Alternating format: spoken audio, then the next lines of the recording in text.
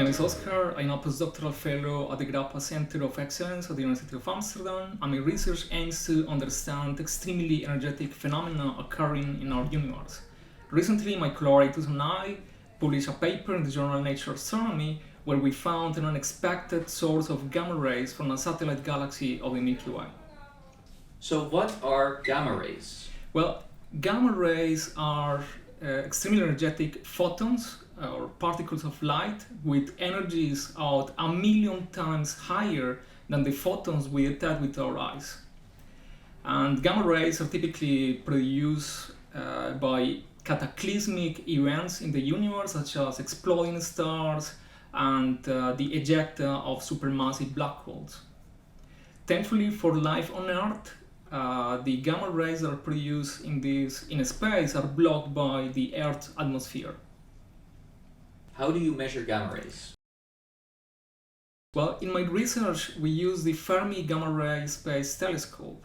This is the state-of-the-art all-sky gamma ray telescope, and this is a NASA facility. So Fermi is a very unusual telescope. In fact, it is not composed of mirrors and lenses as a normal astronomy telescope. In fact, this is a truly particle physics detector out in space. So the way it works is when a gamma ray hits the thin layers of this detector, there is a pair of particles is created inside the detector. Then the detector, what it does, it measures the properties of these particles generated inside the detector, and then one can use these properties to reconstruct the properties of the incident gamma rays. So namely, we can measure the incidence angle, the energetics, and the timing information of these gamma rays. What does the universe look like in gamma rays? Since we are situated inside the galaxy, when we look at the sky in gamma rays, we see a bright emission along the galactic plane. Now, these are gamma rays produced by the interaction of very energetic particles with interstellar gas that lives within the stars. Now, once we remove this bright emission to see what lies beneath, we find a pair of giant lobes of gamma radiation.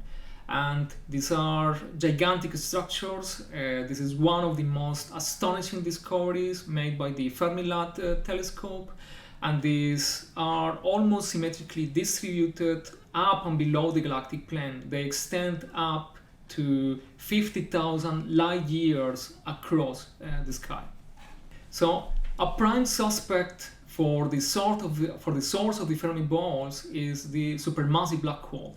This is a giant object that is 4 million times more massive than the Sun, and it is situated right at the center of the Milky Way.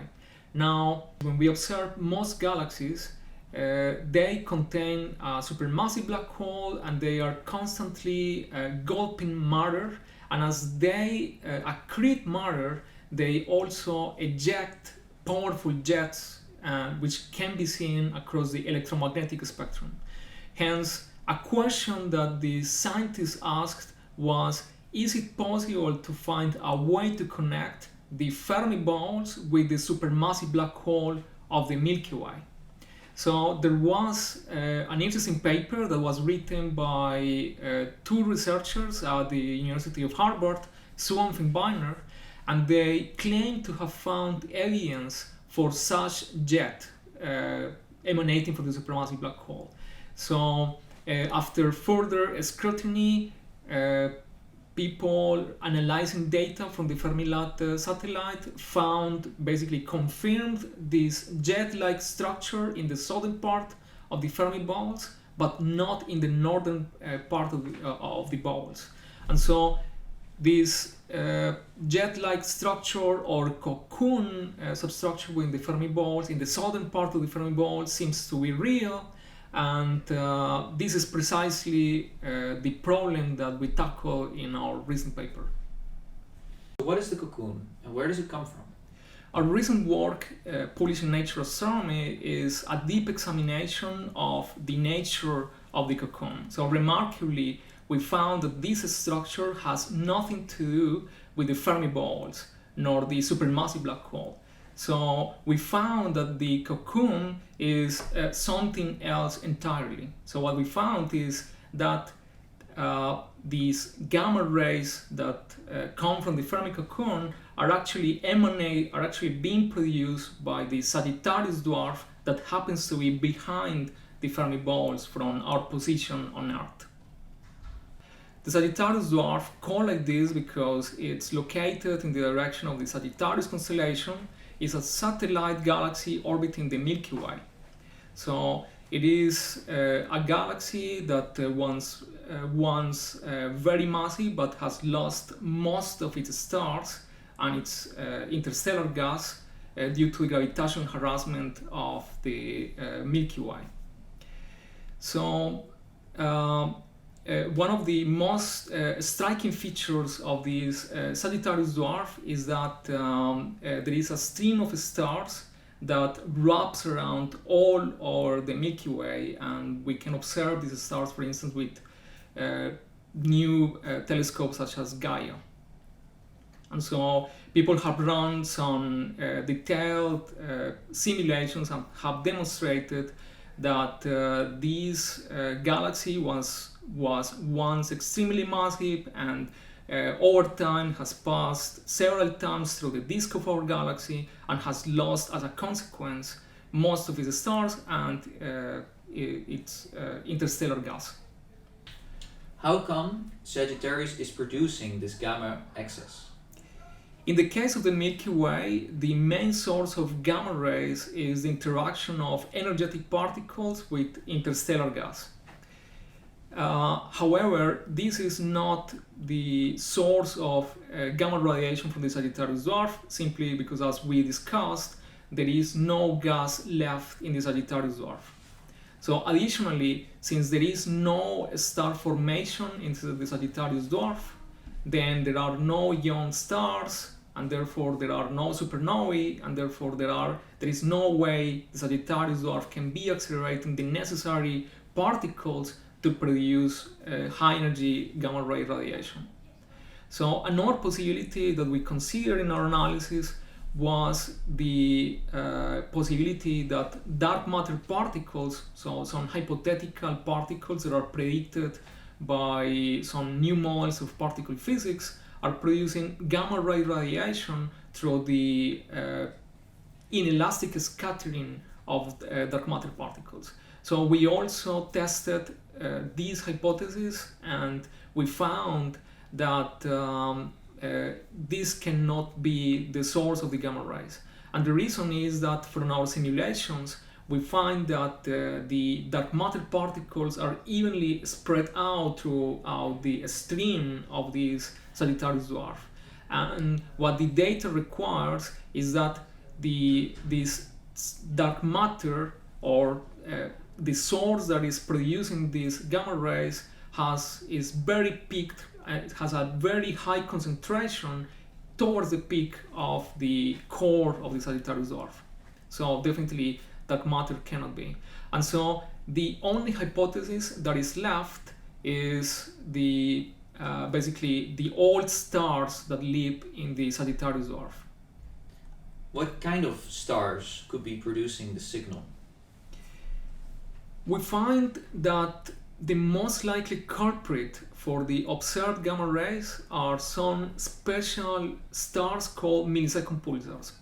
Millisecond pulsars are rapidly rotating neutron stars, and because of their strong magnetic fields and their rapid rotations, they are able to accelerate particles to very high energies. These particles, for instance electrons and positrons, are able to then interact with ambient photons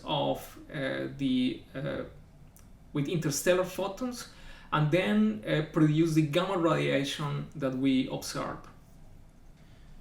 So what are the implications of this finding?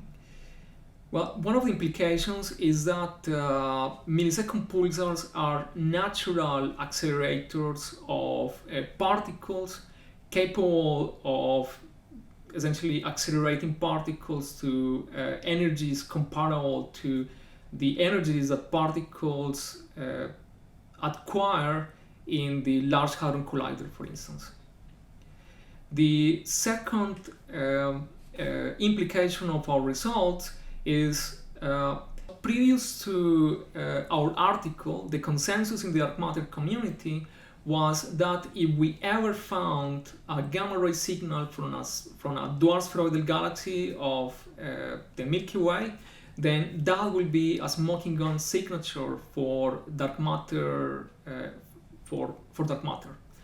And however, after our result, after our paper, basically we have demonstrated that the millisecond pulsar background in objects such as these that have old stellar populations is stronger than we previously thought. And in this sense, one of the implications of our result is that we need to rethink all what we know about the astrophysical backgrounds in all the stellar objects such as dwarf spheroidal galaxies of the Milky Way. So the exciting thing is that there are plenty of problems in science, and definitely this is a very exciting time to be a scientist. I hear you also do outreach.